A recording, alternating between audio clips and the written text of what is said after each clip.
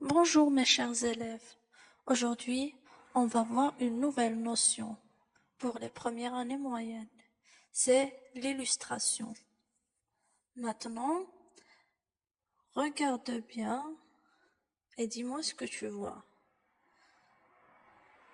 Donc là, on voit une image.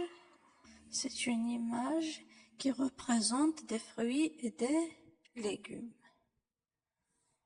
Qu'est-ce qu'il y a maintenant juste à côté de l'image? Il y a un petit énoncé. On va le lire ensemble.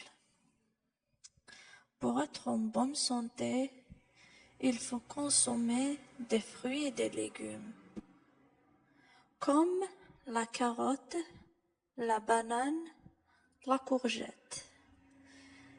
Et il faut éviter la consommation des sucreries, entre parenthèses, bonbons, chocolat, des gâteaux. De quoi parle ce passage?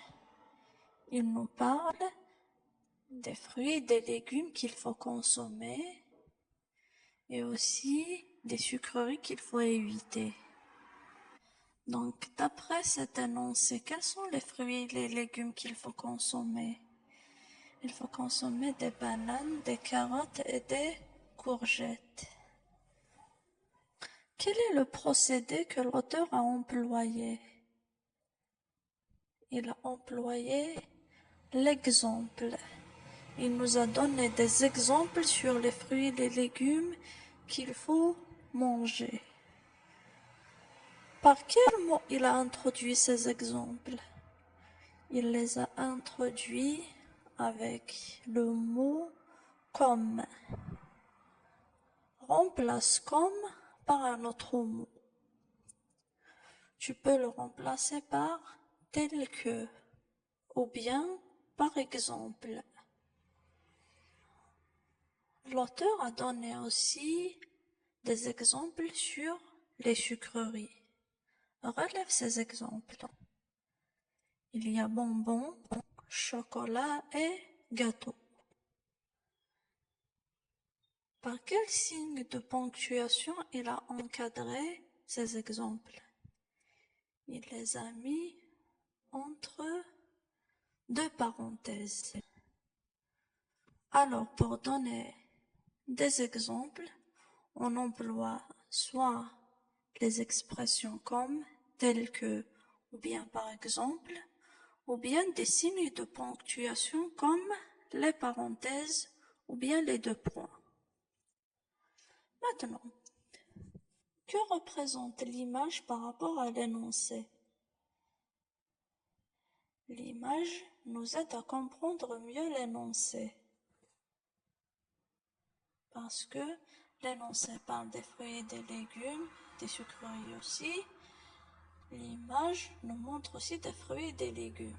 Donc avant même de lire l'énoncé, on regarde l'image et on comprend que le texte va nous parler des fruits et des légumes.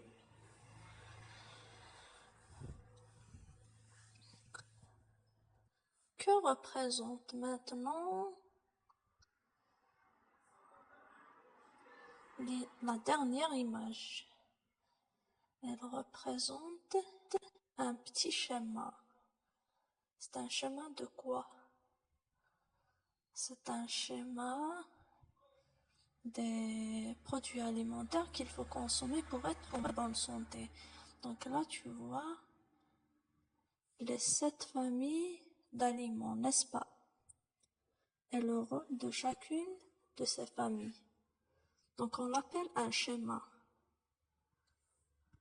Alors, à quoi servent les schémas, les exemples et les images? Elles servent à appuyer un texte ou bien à l'illustrer.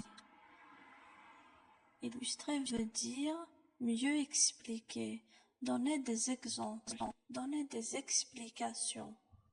C'est pour ça qu'on les appelle des illustrations. Les images, les schémas et les exemples, on les appelle des illustrations. Je te laisse donc 2 exercices à faire. Bonjour mes chers élèves. Aujourd'hui, on va voir une nouvelle notion pour les premières années moyennes. C'est l'illustration. Maintenant, regarde bien et dis-moi ce que tu vois. Donc là, on voit une image.